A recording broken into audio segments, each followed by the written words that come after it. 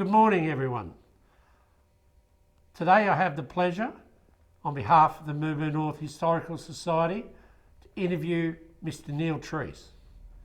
Neil has been an icon in our town, duly rewarded, and comes today to share his life story with us and to provide us with some of his pearls of wisdom. Good morning, Neil. Good morning. Neil, welcome to this interviewing process, and our job is to make sure that you enjoy yourself. And if you enjoy yourself, you're going to provide some wonderful stories to us today. So I'd like to take Neil, where were you born, Neil? Let's set the scene. Where were you born? Where did you go to school? I was the second baby born in the Bush Nursing Hospital just over the road from here. Okay, Mirboo North Bush Nursing. In Mirboo North, in 10th of June 1939. Right. That's when I was born. Yep.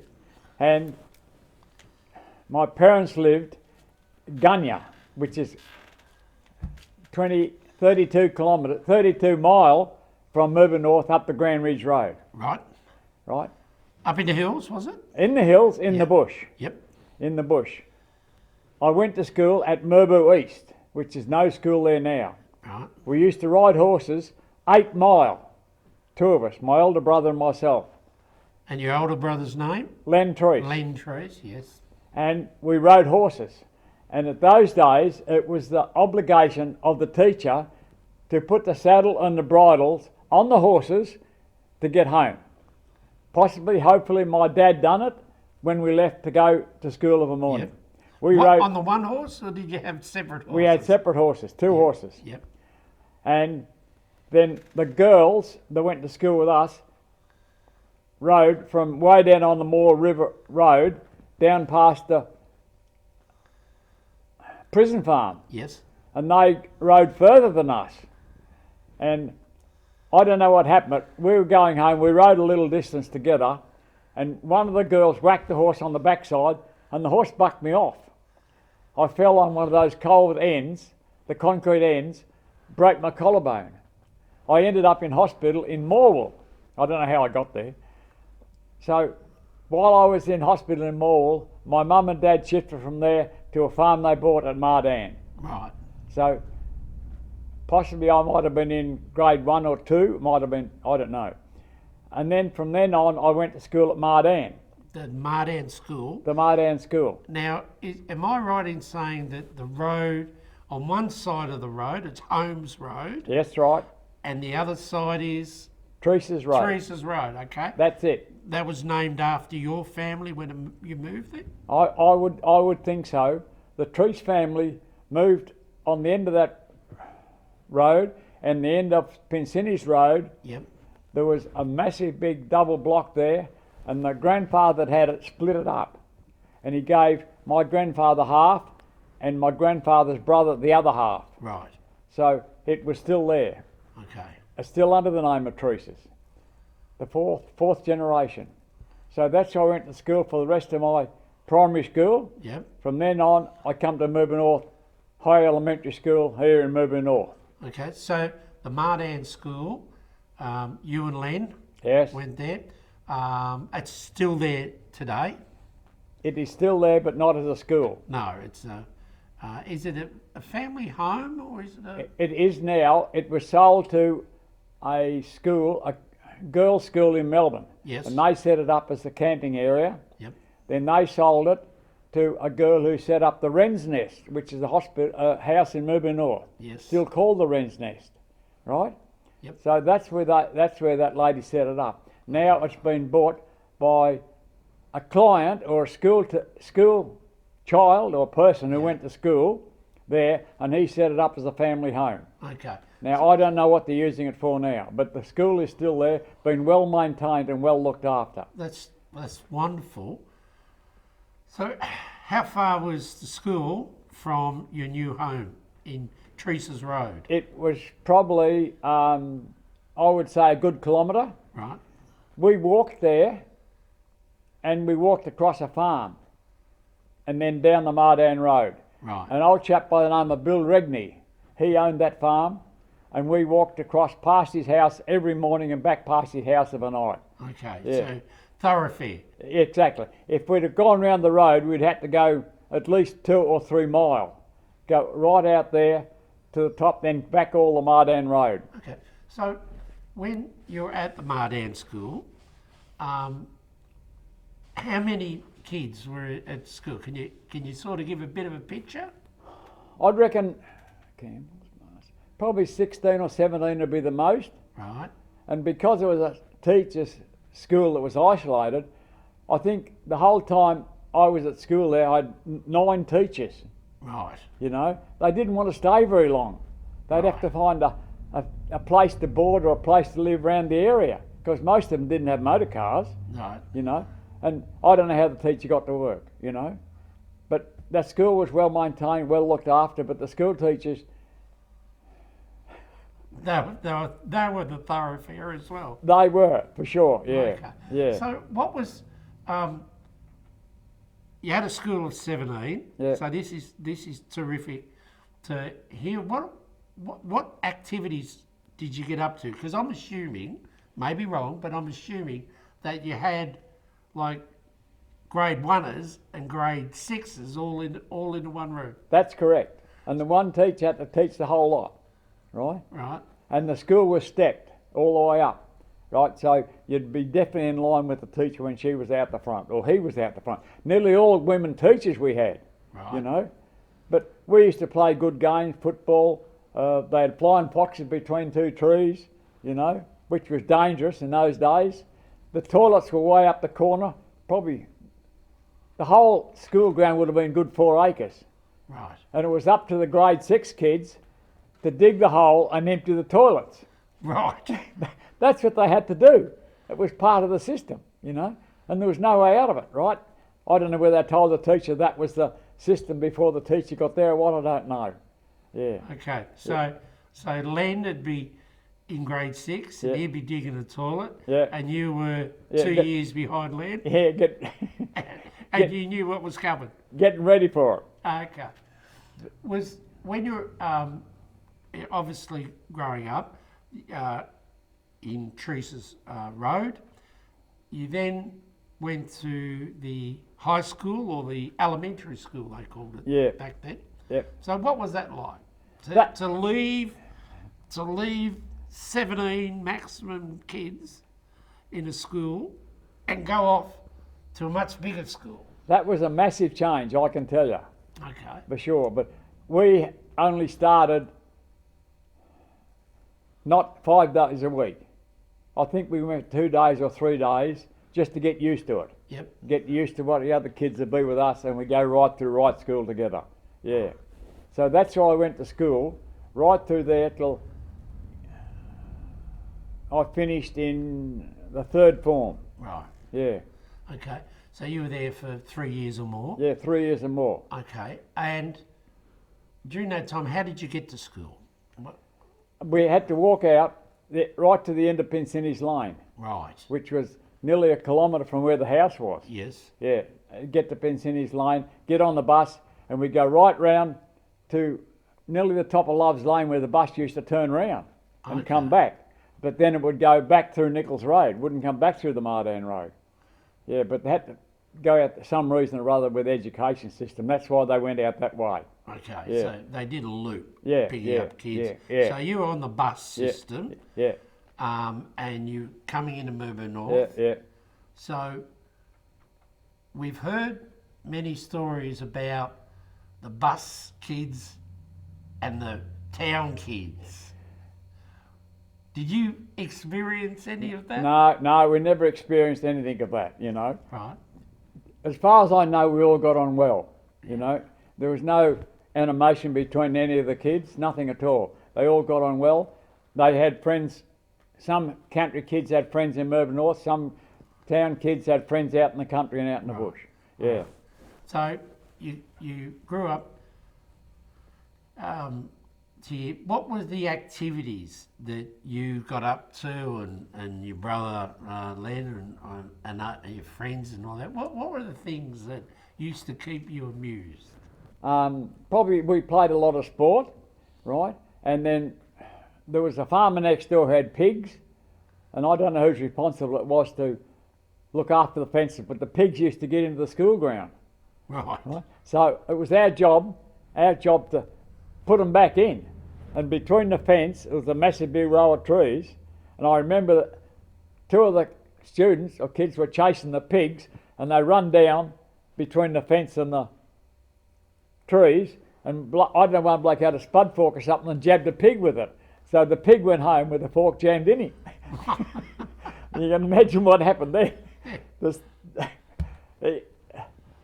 owner of the pigs come down, was going crooked, nothing much you could do about it. Right. You know, so that was one thing. And then the old gate,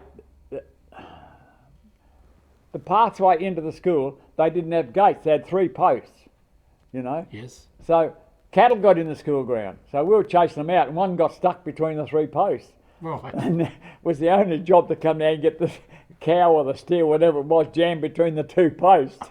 So I'm getting the kids there. All right. So you were active, involved in sport as a young man. Yeah. And so what type of sports did you do? I played football, Yep. and I played football when I was younger, very much. Mirboo North was involved with Wonthaggi, Right. playing football. I remember going down there playing in the coal dust. We'd come home nearly black, and Mum would say, because the old washing machine, you know, one you pump, Yes. and she couldn't get the clothes clean because they covered in coal dust, you know. Right. That's one I remember. I don't know where else. We played a bit in Latrobe Valley, but not a lot. Right. We played that way nearly all the time, football. Okay. So in South Gippsland In mostly. South Gippsland mainly, yeah, Okay. yeah. All right. So you're there. You're growing up. What?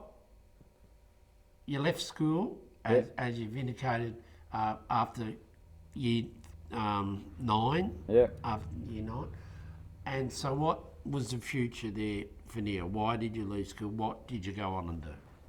I started off to be, I had an uncle in the town who came from Geelong, and he was a plumber. Right. And he talked me into being a plumber. So I done, I think 3 months or 4 months with him, and I wasn't keen on that. So he arranged for me to go out and get another apprenticeship. I got an apprenticeship with a chap called Stan Smith, who lived in Barone, just opposite where we are now. Right. I got an apprenticeship as a motor mechanic with him. Yep. I worked there for 15 or 16 years, and then I got I used to, because I had my licence, I rode my bike to work every day. Push bike, motorbike. Push bike, Push bike. every day, in and out, in and out. And then Stan Smith bought that garage where there was a plumber shop right opposite the pub, Right. where the walkway goes down. Yes. Right yes. there. That's where I ended up working with him. And then he said, I'm going to close up. I'm going to finish up. Go and find yourself another job. So I got all my accreditations, everything with him. I went and worked for the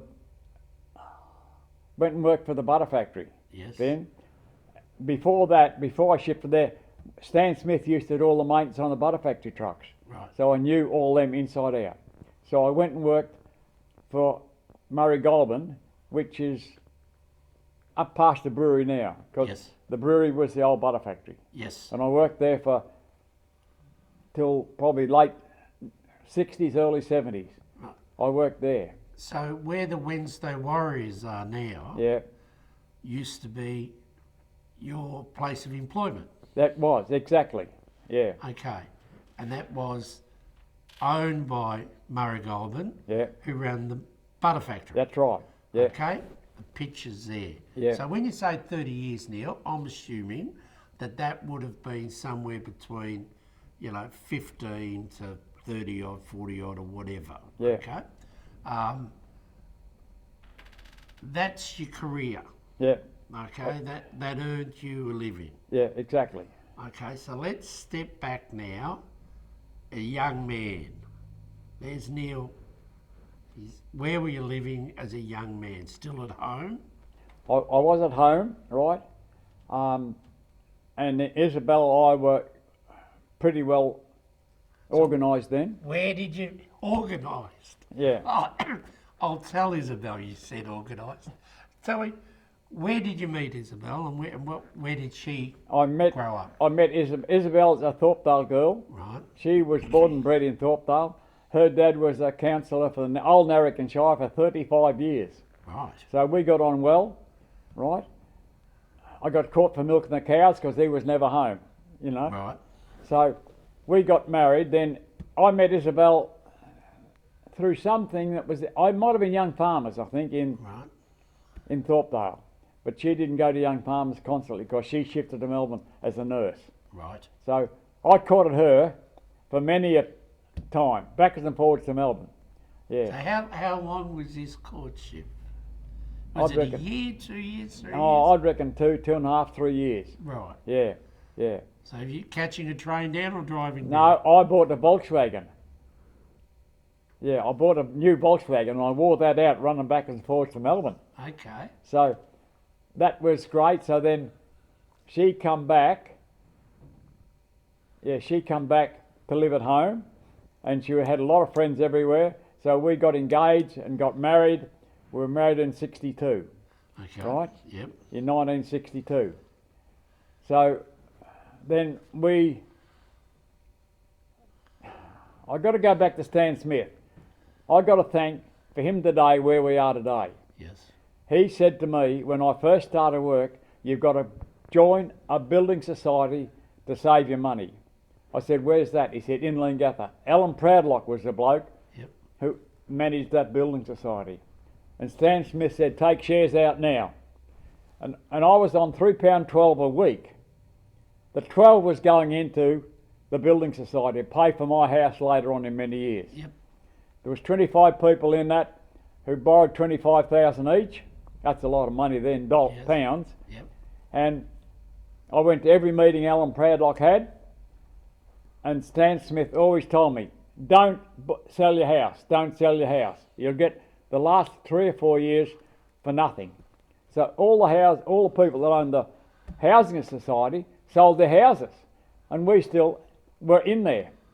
So the last 5 years of that building society, we didn't have to pay anything. The money was there because the money that they'd borrowed was their interest for 25 years. Okay. Right? So I've got him to thank where we are today. Right. For sure, for him telling me to join that.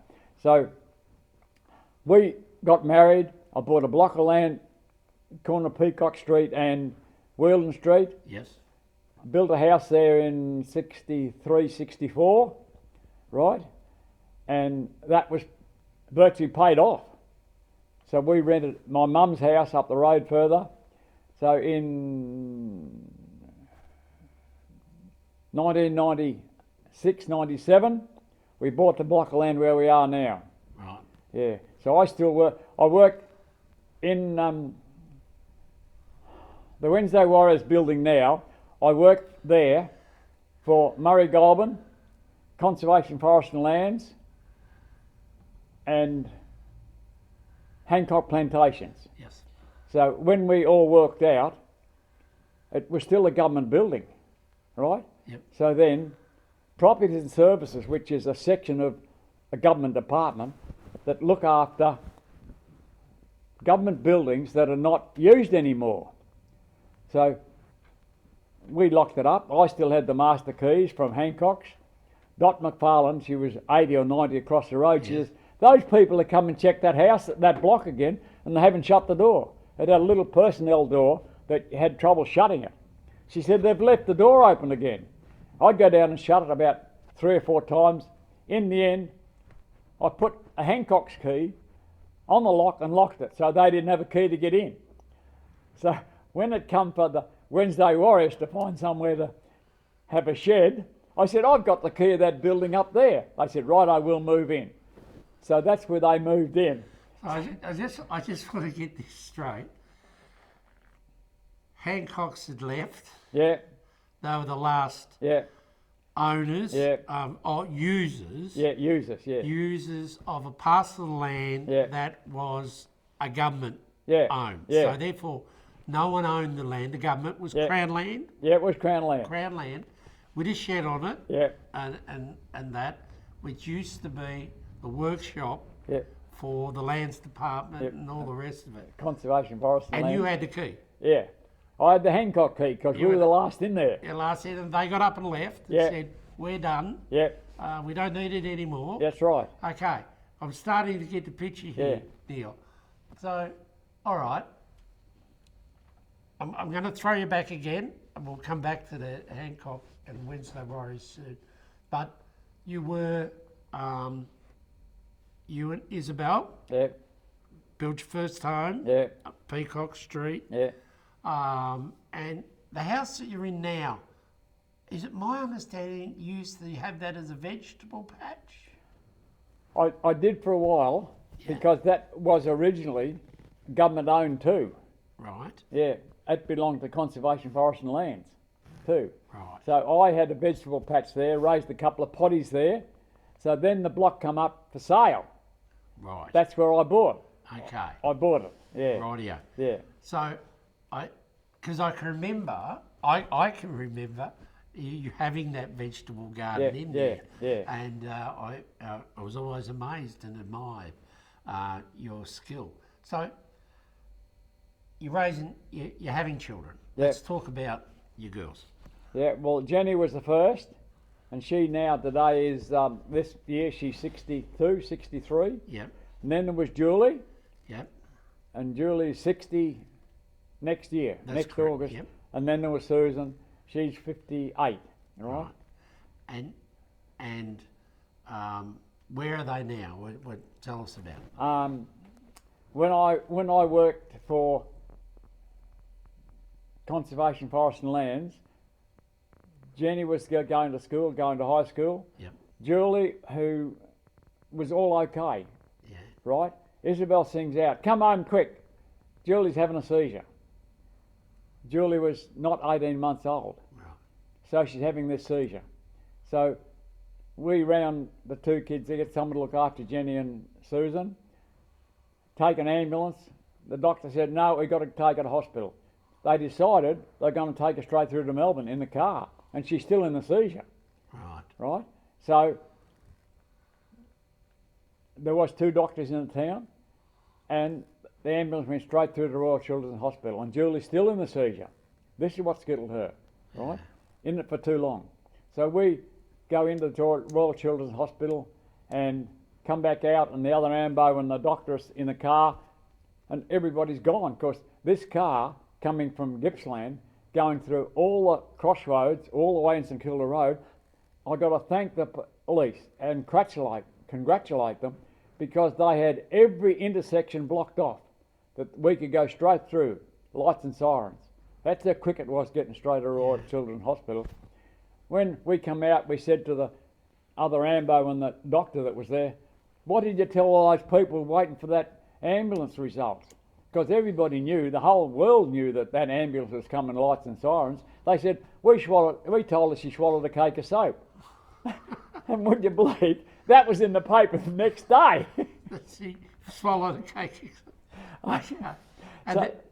And and Julie lives with you and Isabel. Yes, yeah. And she's a special person in her own right. Yes, she is. And the reason she's like this today is because the brain was lacking oxygen for that length of time. Yep. Because of the seizure she was in. We're lucky today, which is as good as what she is. We've got beautiful carers, which Joe's wife is one, to look after Julie. Yep. You know, Julie went to Mawara for 27 years on a bus every day. Yeah. Then they said they weren't going to take the bus anymore.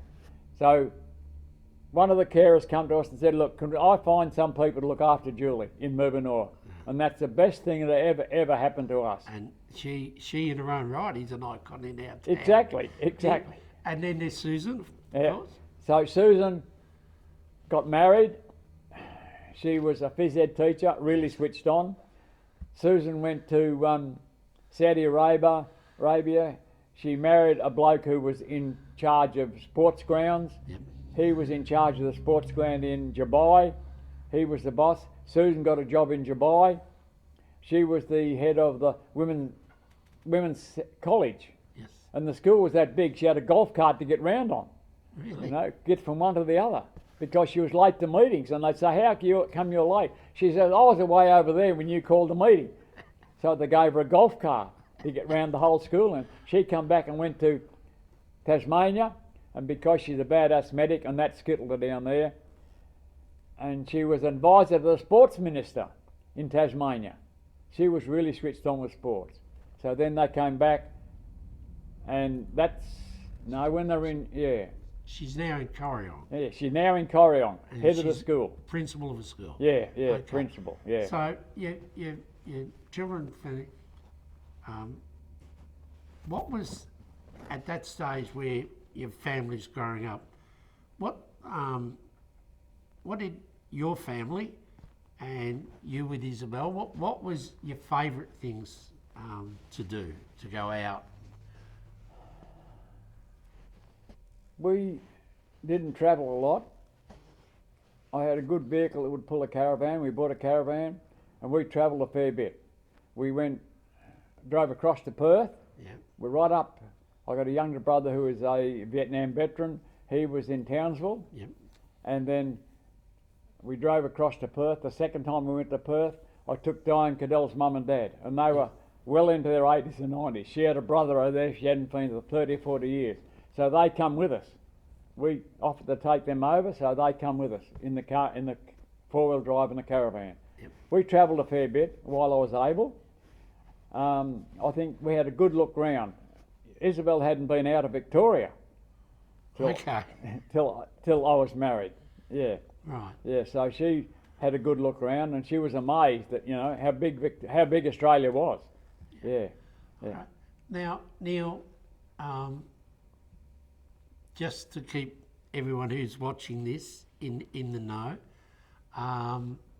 you've been a massive volunteer for our community and for the broader Gippsland community during your life. Yeah, I have been. You have been. So can we walk our way through some of the organisations that you've been involved in and what your role perhaps was with them? I was in Apex. As you know, you get to 40 years old, you've got to finish up with Apex, Yep. right?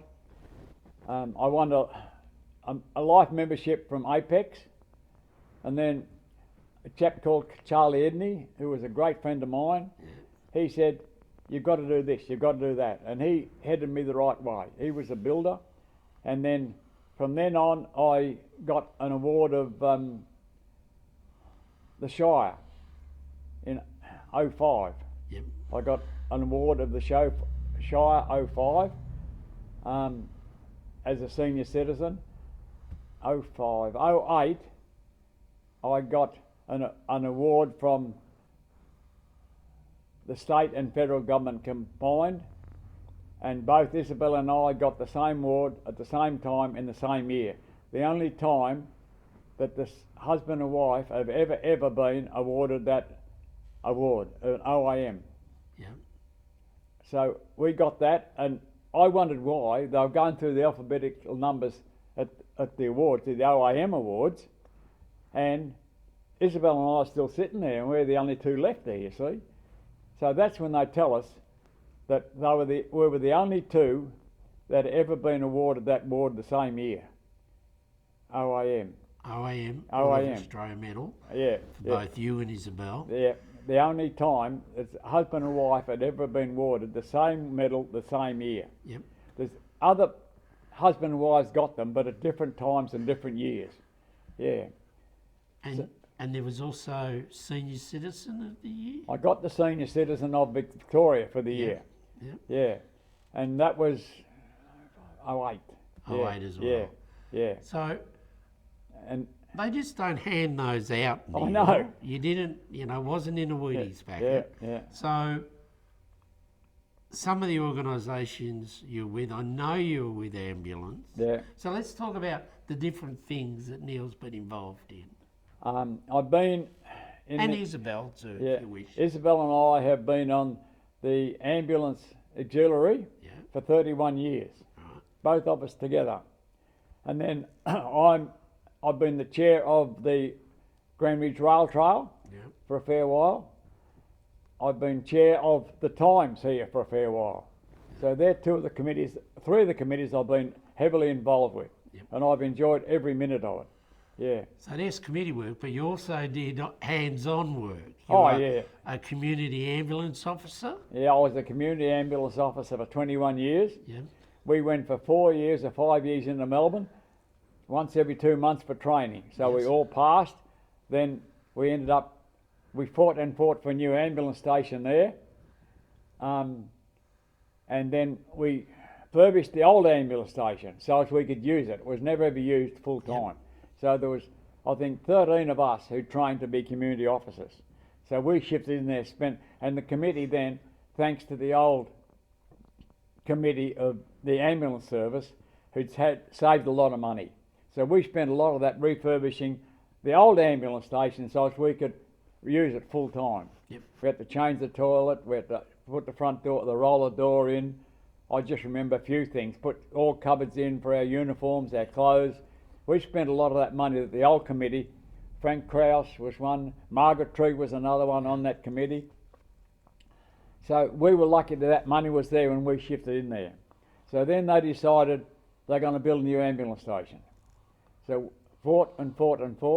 Max Speedy was he was a community ambulance officer. Yes. We fought to have it opposite the bakery, which would have been, if you look around towns today, a lot of ambulance services and the police station are both together. Yes. The Shire wouldn't, wrap it? No. You just say it the way it is, Neil. Yeah, the Shire, we thought it was the ambulance service that was stopping us. So Mark Cook was in charge of the ambulance service here. So we blamed him because we went to him. Yeah, I'm doing my best. So in the end, when they decided that it was going to be where it is now, it was the Shire. They stopped us from building there. Now, how stupid is that? You know? It's perfect. Drive in and drive out on two different streets. Look where it is now, the most dangerous spot you could ever have an ambulance. So when they go to build it, they find out they didn't even own the land. Okay. It was Crown land. Right. So that held us up. About the first week after we built the ambulance station, a truck bringing logs up the Grand Ridge Road, and the logs come off the truck and flew off the road and nearly wiped the bloody ambulance station out. I do remember some of the issues facing the ambulance station. And I know you're a lead agent for ultimately the services in Mirboo North. Yeah. And I know that you've been president of on the committee for the rail trail at various spots over the years. But Wednesday Warriors is something that you've been actively involved in for I don't know how long now. It must be 20 years or more. It would just about have to be. Yeah.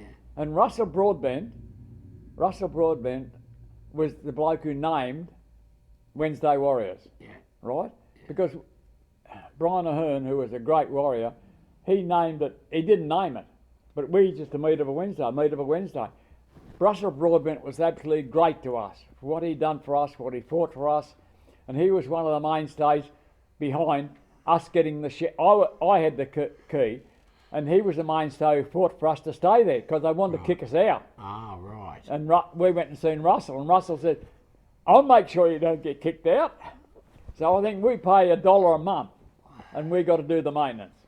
You know. So you're on what they call loosely a peppercorn rent. Exactly. Okay, $1 a month. Yeah. And you pay that dollar, I'm sure you do. Yeah. And you get to keep the shed and you use it and all the rest of Yeah. it. So the Wednesday Warriors, what's your main task? What is it that you do? Is it about community work or is it about fellowship? It's good fellowship. Nearly everybody can do what they want to do, what they've trained to do, like chainsaw operators, the painters.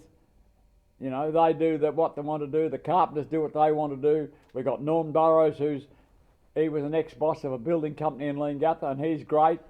John Collins was the member of Rotary. Yep. He was the boss for a fair while. And then all of a sudden we have our next AGM. Who's going to take it on? John says, well, I'm giving it away. This bloke puts his hand up. Jim O'Brien from Leongatha, right? And I don't know how he knew it Wednesday Warriors. But when he first turned up, he said, righto, you blokes are a great lot of blokes. I'm going to join. He'd only been to, I think, 2 Wednesdays. Then they have their AGM, and who puts their hand up to be the boss? Jim O'Brien from Leongatha. Then, who's going to see this film? No slanderous things here. Right, so a week or so after he's there, here's a photo of him in the Sun.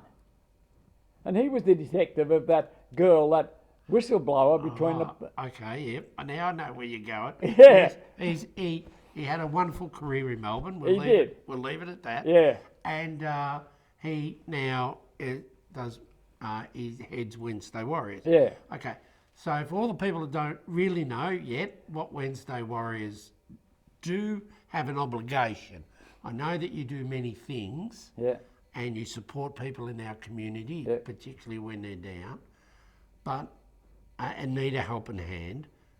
But you do look after the rail trail too, don't you? It's a fair bit of work looking after the rail trail, particularly the weather we've had lately in the wind, and also Lyrebird Walk. Yep. You know, we've had a few hassles with Lyrebird Walk, with motorbikes and 4-wheel drives and stuff, but we've named all the track, and the problem is we've got Lyrebird Walk's controlled by Parks Victoria, and the rail trail's controlled by DWALP, Department of Primary Industry, Land, Water and Planning.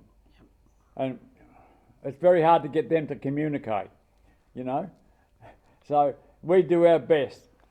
For a long, long time we weren't allowed to sell the wood off Lyrebird Walk or the rail trail. Yep.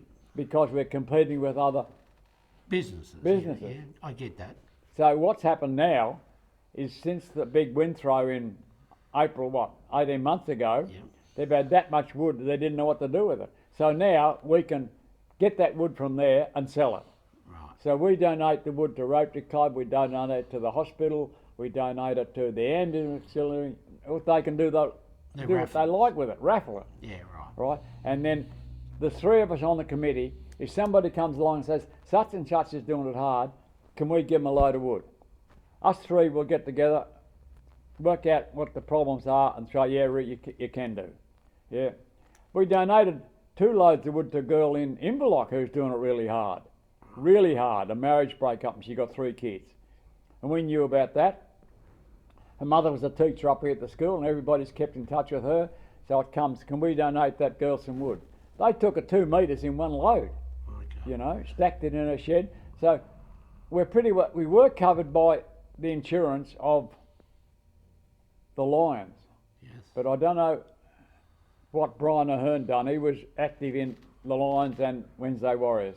But all of a sudden we weren't allowed to do that anymore. Right. So we're covered by the public liability of Parks Victoria. Yes. We've got to sign every morning, and then a sheet's got to go in every week of who was doing what job and what job they were doing. Right. And we've got to make sure we're covered by particularly the safety of it. Neil Cartwright, who's a Ballara bloke, and he looked after us well, you know. He was right on the ball with everything, you know. No, you can't do that, you can't do that. Leave it to me, I'll sort it out, you know. The amount of friends that he had were unbelievable, you know, because he worked in the right place in Melbourne, in the mines, yeah. So the Wednesday Warriors are, as you've touched on, Yeah. it's a support group, it's a Yeah. mateship, Yeah. but it does a lot of good Yeah, work. it does, yeah. Just to add to the years of volunteerism that Neil and Isabel Trease have done. So Neil, over that time you would have seen significant changes in Mirboo North. Oh, yeah, you can say that easily. And Okay. what?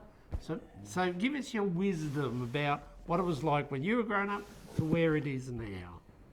Well, I suppose, wind back the clock, you know, Mirboo North is a real narrow street. You could park 2 cars, one on each side, and you're flat to get down the middle. 2 cars couldn't go either way up the main street. So I've got to hand it to the old Shire councillor. The same thing, they looked after the whole hospital, Bush Nursing Hospital. So they decided they're going to widen the main street by 20 metres. Now you take how narrow it was then, you had to be very careful going up the street. You couldn't get the 2 cars up the street. So Shire decided to move it back 20 metres. And that's what it is now. But I try and tell people, they won't believe me. Right. They shifted all the buildings on the north side back 20 metres. They're lucky they Into the park. Eh? Into the park. Closer to the railway. Yeah, closer to the railway line. Okay. You know, back just as well that the rail line was over there, they had plenty of room to move it back. Yep. So every building on the north side, that's the same size as what the police station is now, Yep. they moved it back 20 metres. If it hadn't have been done then, I don't know when they would have done it, you know. Okay. That's one of the major things that I've seen change in Mirboo North, is the widening of the main street, you know. And life in Mirboo North has changed. It has. We're very, very lucky for a small town. We've got schools, we've got the hospital, we've got the aged care, we've got the doctors, we've got the chemists. You look at Ballara, Thorpedale, Dumborg. They're just a town with houses and residents. But here we've got everything that facilitates everybody. It's a very small town that has come up and doing really well, you know, for its size. Yep. And a lot of people are saying that. Look how many people have come from a long way away, come to live in Mirboo North, because it's got everything. Got the schools, got the high school, the kindergarten, everything's there, you know. But you've got to thank the local people, I think, for fighting to get that. We've got Rob Cadell, who has really put Mirboo North on the map behind the scenes, like you and the football club, like Bev. Well, look what Bev's done. That's all right. Let's know. stay with you. Yeah, right. Rob Cadell, behind the scenes, he's done a lot of things that nobody knows about. We know because he'll come and discuss something with us, you know. But I think we've got to thank him for what he's done behind the scenes, financial wise, you know. Everybody who wanted to go in the aged care, they'd all go and see Rob, you know. I don't think he was even on the committee, but he knew the running of it, knew how it worked, yeah. And been heavily involved in our community foundation ever since, too. So, Neil, I'm going to ask for some words of wisdom for someone who's lived their life, has experienced the small rural schools, been through Mirboo North schools, career in Mirboo North as a motor mechanic, then and continued and went on and worked for various organisations who had their offices in Mirboo North, be it Lands Department, be it Roads, be it Murray Goulburn through the Butter Factory. And you've continued on in retirement to be a prominent volunteer in our community with fingers in many pies, but humble in doing that. And you're awarded state and national awards. You and Isabel, not only were you Victorian Senior Citizen of the Year, you and Isabel are Order of Australia Medal recipients, and you have been such a beacon for so many organisations, be it ambulance, be it the Wednesday Warriors, be it Apex, and all those things you're involved in. During that time, Neil Trease would have seen a lot and would have all sunk in, but without saying. What would you say to a young couple now thinking about coming to a town like Mirboo North? What did you find Mirboo North offered you and your family throughout your life? What the town has offered to me, that it's built up very, very slowly. And you can see that newcomers to the town are not frightened to get involved and find out what's going on, you know. Like Jim, who's the boss of the Wednesday Warriors, he say, what do you think about this? What do you think about that? Did this happen before? Was this right? Am I thinking the right way? And I can see Mirboo North is advancing slowly, but I'm happy that it doesn't grow too fast. If it grows too fast, it just gets out of hand. You know, it's small enough now that everybody communicates well. And you look at young families that are in the town. You can walk down the street and you'll find people, young girls, pushing prams and stuff like that, which long time ago you would never see that many in the street. So the town has got to be there for somebody, for all those young people to come. Yep. And I've always said, it doesn't want to grow too big. If it grows too big too fast, it just gets out of hand, you know. Everybody works well, everybody communicates well, you know. You've got to do that, I think, for a town to survive. All right. Yeah. So Neil, certainly thank you for your time today and sharing of your life experiences. By royal decree, you are to be made Prime Minister of Australia for one day. For one day. And as part of that decree, you get to make one big decision. One big decision. Have you any idea that's something that you would love to change or implement? The things that I would like to see is more police on the ground and more support for the police, what they're trying to do. Like, what can you do with no money and you're trying to run a police force? The poor buggers now got to cut their own lawns, you know. And I hear this morning they found out they can't afford to put the flags on the police stations. That's why they're not there. They haven't got any money. They're just wasting money. I think they've got to get better control of the money that the taxpayers putting into the system. Right. Yeah, I would like to change the system when they decide to do a job, make sure it's running on board and running in budget. Right. Yeah. Neil, this morning's been a wonderful opportunity to learn more about you, your family, and the challenges that your family has undertaken and been part of, but also you're part of our community. And can I thank you on behalf of Mirboo North.